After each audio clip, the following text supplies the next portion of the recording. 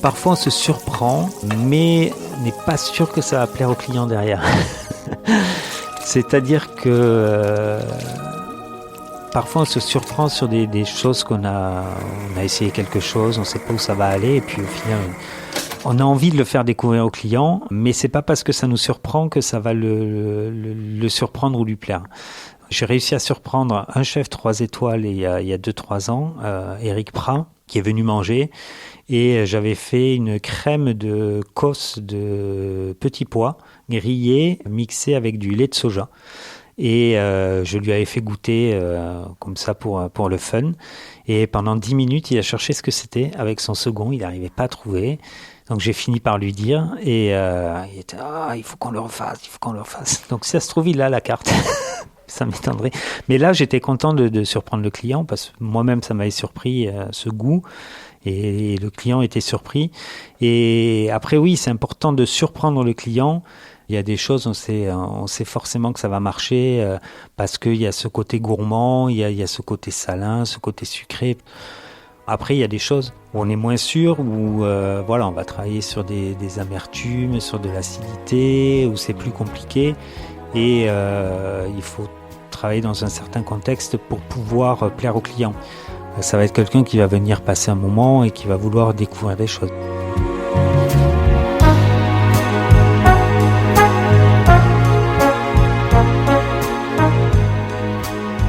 Cyril Garcia, chef cuisinier, a eu une enfance heureuse dans une famille très soudée, avec ses 2 frères et une forte culture de la cuisine et des repas en famille.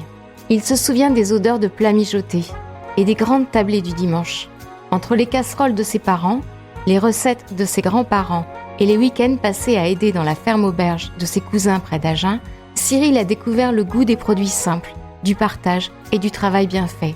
Après avoir fait ses armes du côté de Toulouse, il trace rapidement son propre chemin et cofonde en 2015 le restaurant Anga à Montpellier. Avec une cuisine créative, élégante et profondément inspirée des saveurs méditerranéennes, l'établissement se fait rapidement remarquer par les guides gastronomiques. Les distinctions s'enchaînent alors, notamment avec plusieurs récompenses Goemio, avant l'obtention en 2023 du trophée Grande de Main Occitanie.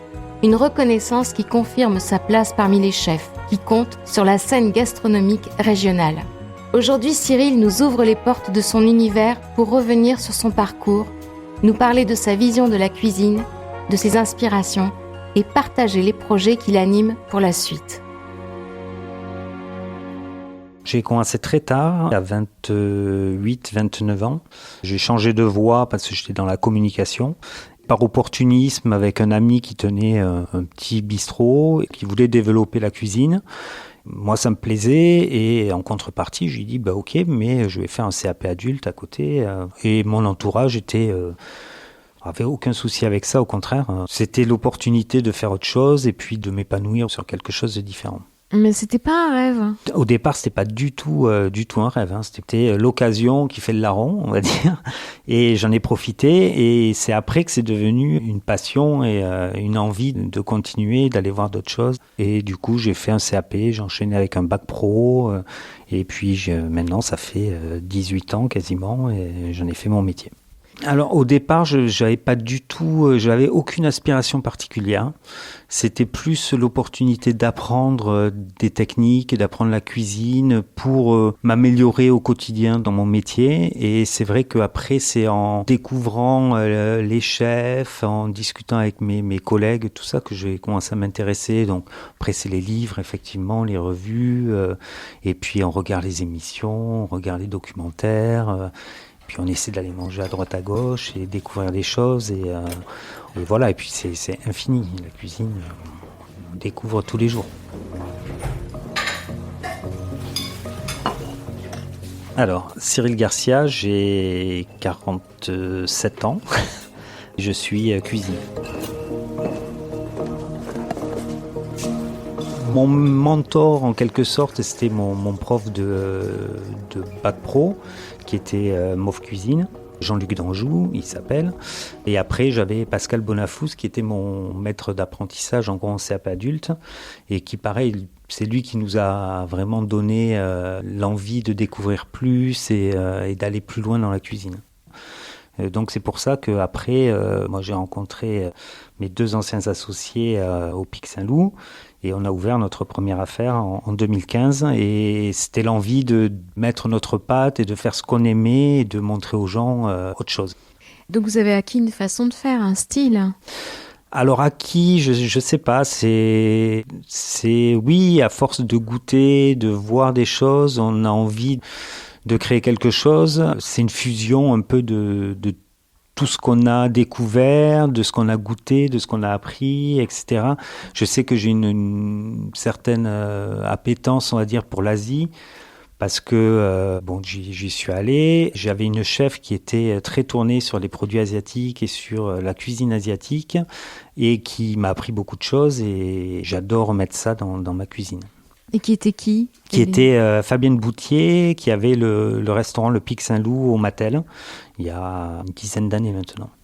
Ma spécialité, c'est utiliser ce qui se fait ailleurs, mais dans un esprit local. Donc essayer de rendre un plat peut-être un peu tourné vers l'Asie, mais avec des produits locaux. Quels sont les produits que vous aimez travailler ?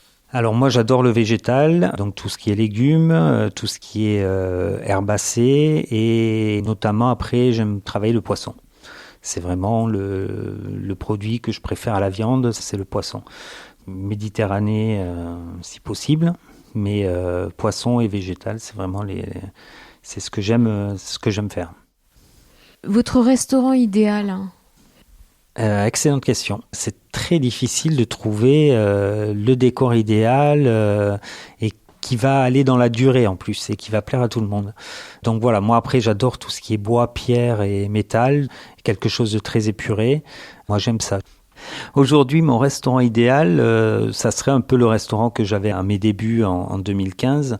C'est une petite structure pour une vingtaine de couverts, avec une petite équipe très resserrée sur un côté chaleureux et un côté personnalisé, où vraiment on peut accueillir le client comme chez nous.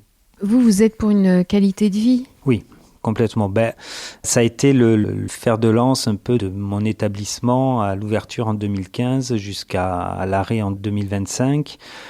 Pendant 4-5 ans, on a décidé de ne pas ouvrir le samedi. Donc on ouvrait du mardi au vendredi.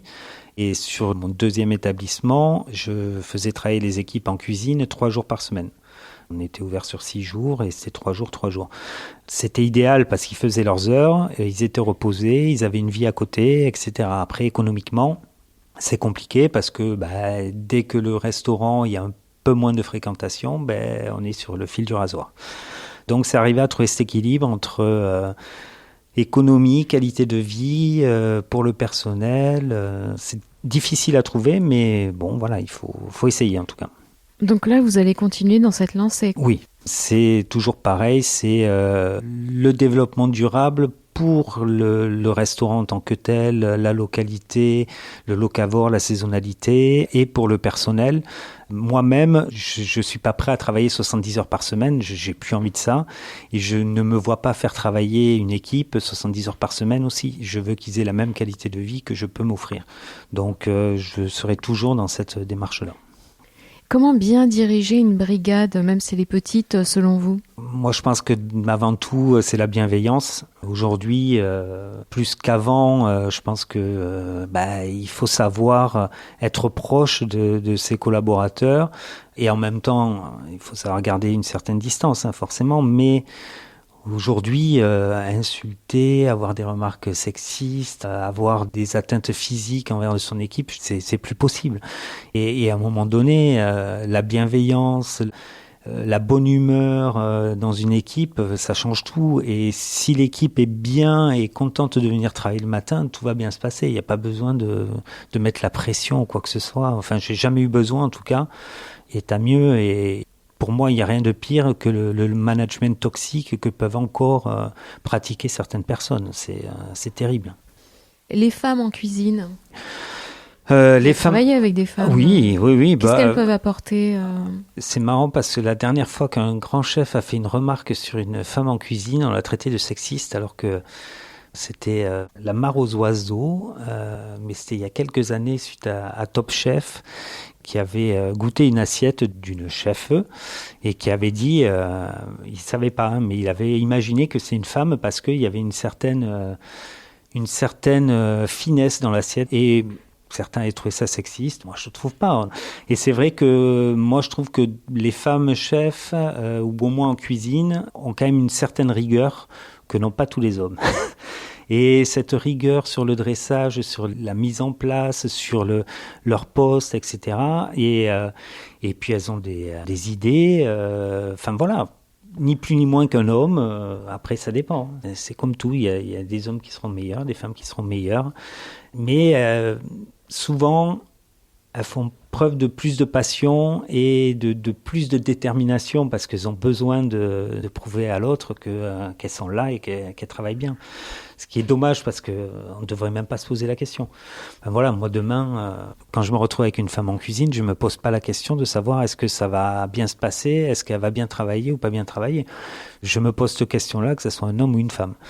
Donc là, j'ai eu l'occasion de travailler avec une apprentie. Je suis arrivé, je la connaissais pas, je me suis posé aucune question et en plus, elle m'a même appris certaines choses que je ne savais pas.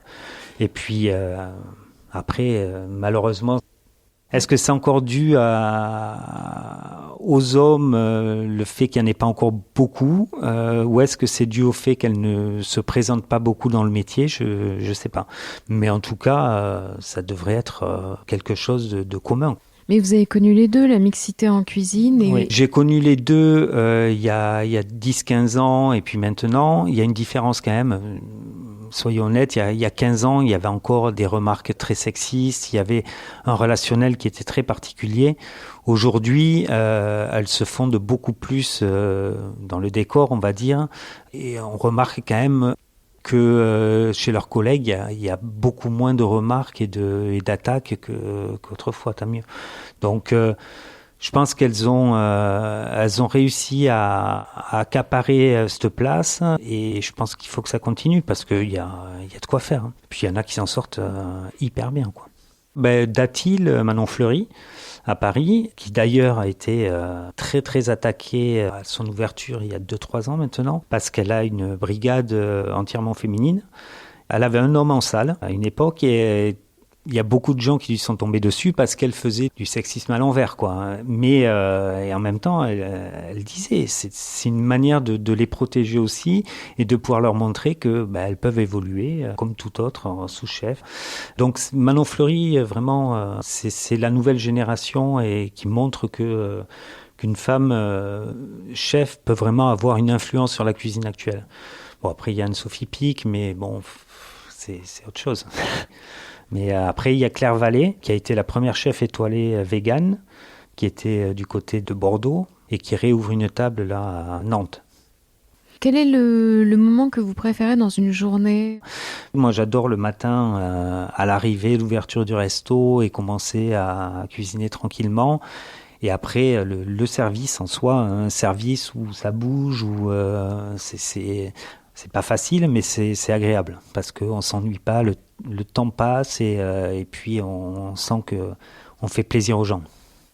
Parce que c'est ça qui est le plus important pour vous. C'est ça. Ah oui, moi, avoir un restaurant plein, mais de personnes qui prennent pas de plaisir et puis au final ne reviennent pas, ça n'a pas d'intérêt. Le but, c'est que les gens aient envie de venir parce qu'ils passent un bon moment et aient envie de revenir parce qu'ils ont bien mangé, parce qu'ils sentent qu'il y a une âme, il y a de la qualité, il y a du travail et ils viennent pour une raison, quoi.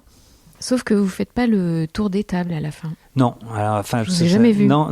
Je le faisais un peu, mais c'est pas trop mon truc.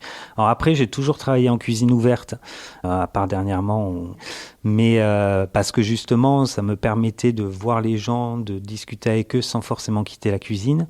Alors, c'est un regret, hein, parce que je pense qu'il y a beaucoup de gens qui viennent et qui ont envie parfois d'échanger, de discuter. Et en fait, moi, le problème, c'est que j'ai peur d'aller les déranger. Donc, c'est pas un truc que je fais de peur de déranger la personne. En revanche, quelqu'un qui vient me voir pour discuter avec moi, il n'y a pas de souci, on peut discuter pendant des heures. Hein. Mais, bon, voilà, je l'ai fait et j'avais une table qui était en cuisine, donc avec qui je discutais toute la soirée. J'aime bien ça, mais c'est vrai que quelquefois, il y a des gens qui sont là pour passer un moment pour eux et qui n'ont pas forcément envie de... Donc voilà, je préfère laisser les gens tranquilles. Tout ce qui est veggie, vegan, ça vous intéresse Alors, par la force des choses, parce qu'aujourd'hui, au final, on a beaucoup de demandes. Et moi, ma philosophie, alors je ne suis pas forcément là-dedans, mais si je peux faire un plat en le faisant vegan ou végétarien, je vais le faire. C'est-à-dire qu'un dessert, si je peux ne pas mettre de matière animale, de crème, de lait, etc., pourquoi m'en priver? Si je peux éviter de mettre du gluten dans un plat ou un dessert, autant le faire. Les allergies, ça c'est quelque chose qu'on ne traitait pas avant. Maintenant, à la carte, il faut quand même qu'on ait les produits... Complètement. Alors, comment vous avez pensé ça, vous? Alors, j'avais un menu à l'aveugle, et dans ce menu... Déjà, tout ce qui était lactose et gluten, je les évitais un maximum pour pas avoir ce souci, mais j'avais toujours une alternative. Après, aujourd'hui, les gens ont pris l'habitude à la réservation de préciser leurs allergies, leurs intolérances, donc ça nous permet, nous, de nous adapter. Mais c'est vrai qu'aujourd'hui, c'est quasi impossible de passer un service dans un restaurant gastronomique, entre guillemets, sans allergie, sans intolérance. C'est compliqué, hein, mais c'est pour ça que c'est quand même agréable de choisir aussi ses produits et de pouvoir se tourner sur du bio ou du moins de l'agriculture raisonnée, où on risque quand même moins de choses, normalement. Comment est-ce que vous contrôlez l'origine des produits? Je fais confiance à mes fournisseurs. En restauration, en tout cas, moi j'ai eu l'habitude de travailler avec des fournisseurs dont je connaissais l'éthique et le travail. Donc la viande, par exemple, Febeo, qu'on retrouve au Hall Castellane, qui bosse qu'avec des petits cheptels, des petits producteurs. Avec mes fruits et légumes, je travaillais avec Amy, c'était Gwen à l'époque, qui tenait ça, et qui bossait qu'avec des petits producteurs du coin. Donc elle savait très bien comment je travaillais. Je savais que un tel allait faire ses fraises à partir de cette semaine-là, lui ses asperges, et du coup on travaillait comme ça. Donc le but, il est de trouver les bons artisans à la base pour pouvoir avoir confiance. Alors, le vin? J'aime ça. Ça reste important, mais je pense qu'aujourd'hui, il faut pouvoir proposer des alternatives aux gens. J'ai une certaine attirance aujourd'hui pour le nouveau métier, on va dire. Ils appellent ça sommelier. C'est des sommeliers qui vont proposer des boissons non alcoolisées. Et il y a des choses hyper intéressantes parce que ça se rapproche un peu de la cuisine. Ça permet aussi de découvrir d'autres choses. Voilà, moi après, j'adore le vin, hein, mais j'ai pas cette connaissance pour en parler, pour le mettre en avant comme d'autres. Vous étiez au Pic Saint-Loup, il y avait quand même oui, une bonne non, base. Il y a des belles choses, hein, attention. J'aime ça, j'en connais pas mal, mais voilà, c'est malheureusement pour moi, je suis pas le bon parti. C'est pas à moi qu'il va falloir vendre un Pétrus à 5000 balles. Donc voilà, moi un petit vin à 10 €, je trouve ça très bien, plus cher aussi, mais voilà, moi le principal c'est de me faire plaisir sur le goût, quoi. Alors il y a quoi comme exemple de boisson quand on mange un plat salé sans alcool? Bonne question. Alors d'ailleurs je crois que c'est chez Datil où il y avait un sommelier et qui fait des boissons à base de fruits ou de légumes fermentés, mixés, etc. C'est une mixologie à partir de fruits et de légumes. Alors j'ai pas d'exemple particulier, mais après tout ce qui est kombucha, ou même après sans parler de sans alcool, même sur les bières, sur les thés, il y a beaucoup de choses sympas à faire. Votre plat préféré? D'ailleurs, est-ce que vous êtes sucré ou salé? Alors, Et on n'a pas parlé fromage. Non, alors je suis très sucré, je suis très salé aussi. J'ai pas forcément de plat préféré. J'avoue que c'est une question qu'on se pose toujours, mais non, moi, du moment où c'est bon, c'est bien fait, je vais pas quelque part en me disant je vais manger ça. Alors en dessert, en revanche, j'adore le Paris-Brest. Là, je peux dire que j'ai un dessert préféré. En plat, honnêtement, j'ai pas de plat préféré. Vous n'avez pas mangé à midi, par exemple? Si, à midi, j'ai mangé un plat du jour, une pluma de porc avec un petit curry de légumes qui était très bon. Voilà. Le Paris-Brest, vous pourriez me décrire un peu Une base de choux, crème pralinée, en gros, pour faire simple. C'est un peu long à faire, hein. C'est un peu long à faire. À la maison, c'est compliqué. mais c'est bon. Un plat du dimanche. Un plat du dimanche, le poulet rôti, hein, tout bêtement. Le poulet rôti avec des haricots verts, bien cuits, frais. Moi, c'est bien. Un plat de fête. Très honnêtement, ces dernières années, en plat de fête, notamment pour Noël, tout ça, on a tendance à se faire huîtres et plateau de fromage. Donc finalement, des huîtres, quelques coquillages et un beau plateau de fromage avec du bon pain, du bon beurre, une bonne bouteille de vin, c'est un bon repas de fête. Alors des bons fromages. Bon fromage, il y en a pas mal. Hein. Bon, moi j'adore le cabecou de Rocamadour, je viens de par là-bas. J'adore le reblochon, le Saint-Nectaire. Il y en a tellement. Je déteste tout ce qui est bleu, tout ce qui est Roquefort, tout ce qui est ça, c'est bon, voilà. Mais après, un très bon Cantal, c'est très bon. Qu'est-ce qu'il y a d'autre? Un bon brebis des Pyrénées, pareil. Je suis pas trop difficile en fromage. Un plat du soir, rapide. Un plat du soir rapide, un grilled cheese. Un petit grilled cheese avec un petit cheddar pain de mie grillé. Ça, c'est très bien avec une petite salade. Comme un croque-monsieur, mais sans jambon, juste fromage et beurre et pain de mie. C'est très bien avec une petite salade à côté pour le soir, c'est léger, c'est bien. L'assaisonnement, parce que c'est quand même essentiel. Vous avez une base? Non, il faut goûter, quoi. J'adore la coriandre, je suis un grand fan. Mon épouse détestait ça, je lui ai fait aimer. En fait, moi j'aime bien tout ce qui est cru pour assaisonner et donner de la mâche. Donc tout ce qui est herbe, coriandre notamment, le fenouil accru, le pois gourmand accru, ça donne de la saveur. C'est ce qui va relever un plat et donner quelque chose, je trouve, de différent. Et alors le curry, curcuma, Ouais. tout ça, ça va tuer un peu le goût Non, pas forcément. Moi, c'est toujours pareil. C'est une question d'équilibre. Un curry bien équilibré, bien assaisonné, ça va être super bon. Le curcuma, c'est très particulier parce qu'effectivement, ça peut être vite très amer, mais bien assaisonné, pareil, bien dosé, ça peut être très très bon aussi. Et après, il y a une différence entre le frais et puis la poudre. Ça donne pas les mêmes choses aussi. Alors les huiles. Les huiles, Mais huile ou beurre d'ailleurs? ça dépend. Les deux mélangés? Oui, pour certaines cuissons, notamment le poisson, parfois, huile et beurre, ça peut être très bien. Bon, l'huile d'olive, forcément, ici, pour l'assaisonnement, même pour la cuisson, c'est super bien. Et le beurre, comment faire sans beurre? Enfin, pour lier des sauces sur un risotto, sur du fromage, enfin voilà, le beurre, malgré tout, c'est génial. Et puis même le beurre salé, alors voilà, c'est pas notre culture, mais au final, c'est super bien. Donc quand même sel, poivre. Oui. Ah oui. Ah ben, sel indispensable. J'ai envie de dire, c'est le gros point noir des restaurants, pas qui ne sont pas bons, mais à qui il va manquer quelque chose, c'est l'assaisonnement. On en a fait un il y a pas très longtemps qui venait d'ouvrir là sur Montpellier. Super bon, super original, hyper bien fait, des bons produits, tout ça. Mais sur chaque plat, il manquait un truc. C'était la touche de sel nécessaire pour faire ressortir toutes les saveurs. Et c'est l'essentiel parce qu'au final, on s'aperçoit quand un plat est pas forcément bon, on rajoute un peu de sel et ça change tout. Et parfois, c'est pas sur la table.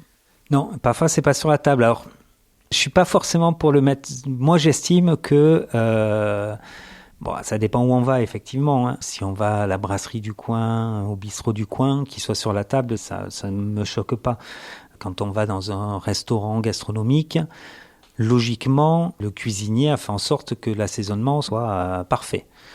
Même si c'est à son goût, logiquement, il doit être parfait. Alors, il y en a certains qui vont toujours ressaler, repoivrer. J'ai un ami notamment, il ne goûte jamais, il ressale, il repoivre automatiquement. Moi, ça me choque pas de ne pas avoir le sel et le poivre à table. En revanche, il faut qu'il soit à disposition si on en a besoin et qu'on le demande.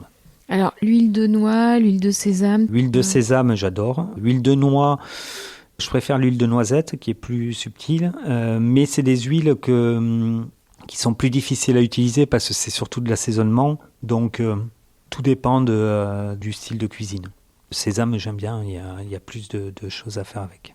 Vinaigre. Vinaigre, alors j'aime beaucoup le vinaigre. Lequel ? Vinaigre de vin classique, j'aime beaucoup. Vinaigre de riz, mine de rien, c'est pas mal pour assaisonner, pour donner un peu de peps. Je suis pas fan du balsamique, enfin plus fan du balsamique en tout cas. J'adore le vinaigre de sureau. Voilà, ces vinaigres aromatisés subtilement peuvent être très sympas. Des conseils que vous auriez à donner à un jeune qui veut faire ce métier ? Changer de métier.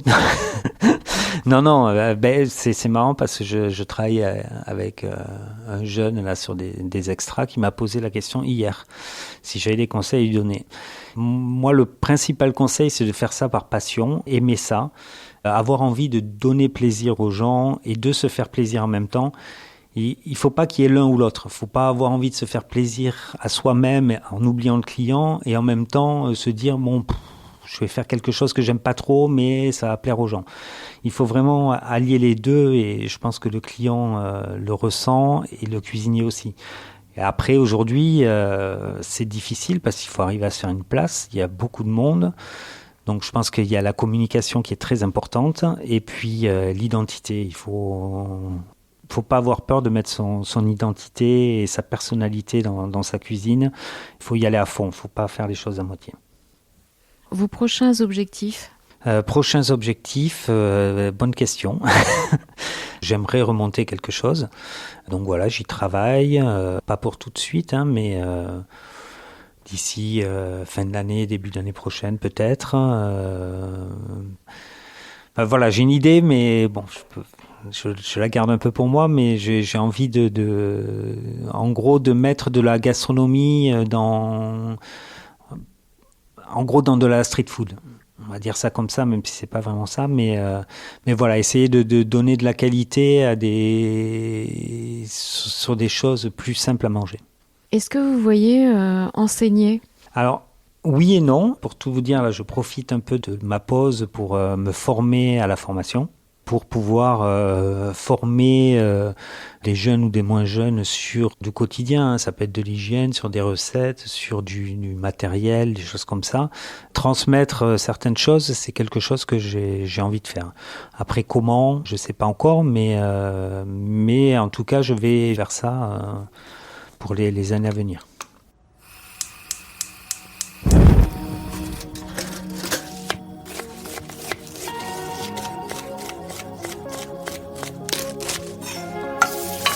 Ces dernières années, c'est dû aux allergies, aux intolérances notamment. On a passé beaucoup de services où on improvisait des desserts ou des plats au dernier moment parce que la personne n'avait pas prévenu ou ne savait pas qu'il y avait ça, etc. Et sur des bons moments, parce qu'on est 2-3 et on se dit, bon, qu'est-ce qu'on va faire ? En même temps, c'est pas facile et en même temps, c'est ce qu'on aime aussi, c'est cette adrénaline et cette cuisine d'instinct, de moment.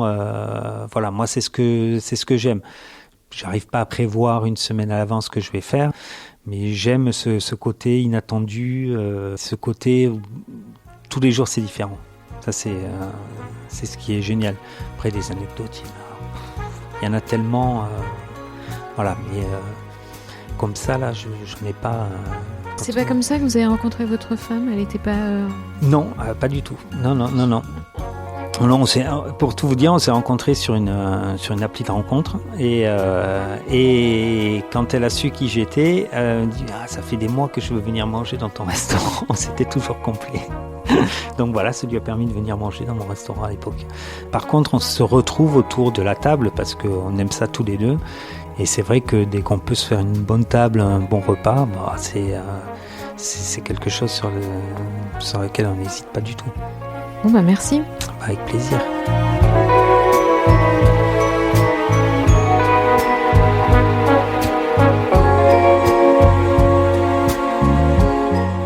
C'était Ma vie en rose. Merci infiniment à tous ceux qui m'ont aidé à réaliser ce portrait sonore.